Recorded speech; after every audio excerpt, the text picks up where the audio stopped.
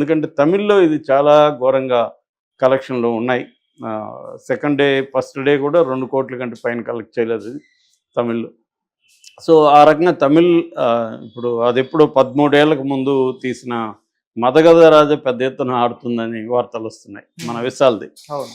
So, ఆ కాంటెక్స్ట్‌లో శంకరు ఇంత త్వరగా అలాగా ఒప్పుకోవడం పట్ల కూడా వీళ్ళు కోపంగా ఉన్నారు. మామూలుగా ఏందంటే డైరెక్టర్లు మనం 'రామ్ గోపాల్ వర్మ' లాంటి వాళ్ళని చూస్తుంటాం. ఆయన రెండో రోజే నా సినిమా ఫ్లాప్ అని చెప్పేయగలడు.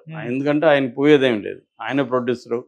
ఎవరో ప్రొడ్యూసర్లు డబ్బులు పెడతారు కానీ వాళ్ళతో వేరే ఒప్పందం ఉంటుంది. నువ్వు ఎంత పెట్టాలి, ఇంత తెస్తానని. కాబట్టి ఇంకా ప్రొడ్యూసరు ఏం పెద్దగా ఆశించడు.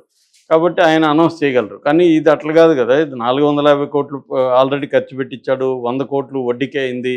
సో, మొత్తం 550,00,00,000 దిల్ రాజుకి పడింది దీంట్లో.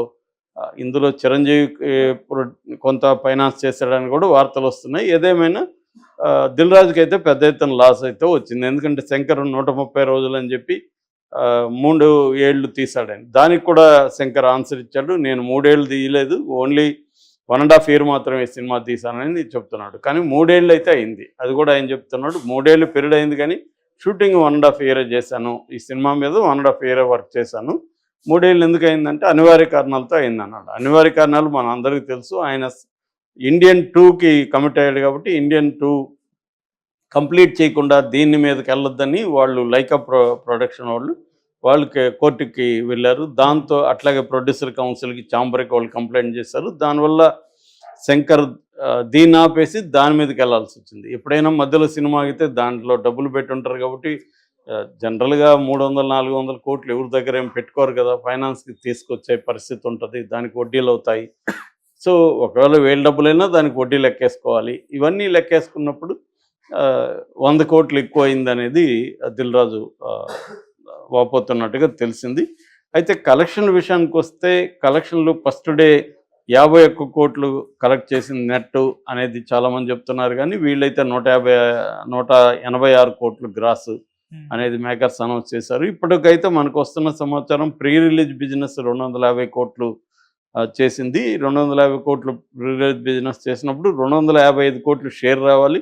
ఇప్పటి వరకు 89 కోట్ల షేరు, అంటే అరౌండ్ 90 కోట్లు షేర్ వచ్చింది. ఇంకా 165 కోట్ల వరకు షేరు వస్తే కానీ ఈ సినిమాకి బ్రేక్ ఎవన్ కాదు. సో, ఆ వైపుగా వెళ్ళట్లేదు. ఎందుకంటే రాను రాను కలెక్షన్లు తగ్గిపోతున్నాయి. ఫస్ట్ డే 51 కోట్లు, second day 21, third day 17, fourth day 8.5, fifth day మాత్రం కొద్దిగా పెరిగింది 10 crores అని చెప్తున్నారు. ఎందుకంటే హాలిడే ఉంది కాబట్టి.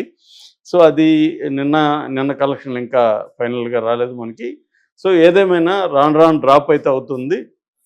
ఆ రకంగా తీసుకున్నప్పుడు బ్రేక్ ఎవన్ కూడా ఏ పరిస్థితి లేదు. అందుకనే దిల్ రాజు కూడా ఈ సినిమాని మెన్షన్ చేయలేదు. ఏదేమైనా అంటే మనకి ఫ్లాపులు హిట్లు అనేవి వెరీ కామన్. కాకపోతే ఇప్పుడు ఏమవుతుందంటే ఒక్కో సినిమా మీద 3 ఏళ్ళు 4 ఏళ్ళు పెట్టడం వల్ల ఫ్లాప్ హిట్ అనేది ఆ హీరో కెరీర్ మీద విపరీతంగా పడుతుంది. ప్రొడ్యూసర్ మీద కూడా విపరీతంగా పడుతుంది. మామూలుగా ఒకప్పుడు మనకి ఫర్ ఎగ్జాంపుల్ రాఘవేంద్రరావు దాసరి 1978లో 8 సినిమాలు డైరెక్ట్ చేశారు ఒకే ఇయర్. ఆయన 8 సినిమాలు, ఈయన 8 సినిమాలు, అలా ఉండేది. డైరెక్టర్లు అలాగే చేశారు. ఇవాళ డైరెక్టర్ అదే రాఘవేంద్రరావు దగ్గర పనిచేసిన రాజమౌళి 4 ఏళ్ళు తీస్తాడు, 3 ఏళ్ళు తీస్తాడు. ఎందుకంటే ఇది మారిపోయింది. అప్పట్లో రాఘవేంద్రరావు నేను అడిగాను, మీరు ఎలా తీయగలిగారు 8 అంటే టెక్నాలజీ లేకపోవడం వల్ల సాధ్యమైంది అన్నారు. సో, టెక్నాలజీ రావడం వల్ల ఏంటంటే ఇప్పుడు ప్రతిదీ పర్ఫెక్షన్. ఆడియన్స్ కూడా మారిపోయారు. ఆ టైంలో ఆడియన్స్కి ఇంత డిమాండ్స్ లేవు, ఇంత ఎక్స్పోజర్ లేదు. ఇవాళ అందరికి కూడా ఎక్స్పోజర్ ఉంది. ఎంటర్టైన్మెంట్కి చాలా దారులు ఉన్నాయి. కాబట్టి సినిమా ఇవాళ మెప్పించడం ఆడియన్స్ని వెరీ వెరీ డిఫికల్ట్ అప్పటికంటే. అప్పుడు ఎలా ఉన్నా చూసేసేవాళ్ళు, ఇవాళ చూడరు. ఇవాళ సాటిస్ఫై చేయడం చాలా డిఫికల్ట్. అందుకని ఈ ఓవరాల్ సినేరియాలో రామ్ చరణ్ కెరీర్కి కొంత ఇబ్బంది అయింది. దిల్ రాజుకి ఎక్కువ దెబ్బ తగిలింది. శంకర్ కెరీర్ కూడా దెబ్బే. కాకపోతే శంకర్ ఇప్పుడు అలా కన్ఫెస్ అవ్వడం, ఈ సినిమా ఫ్లాప్ అని ఒప్పుకోవడం పరోక్షంగా ఇప్పుడు సంచలనం రేపుతూ ఉంది.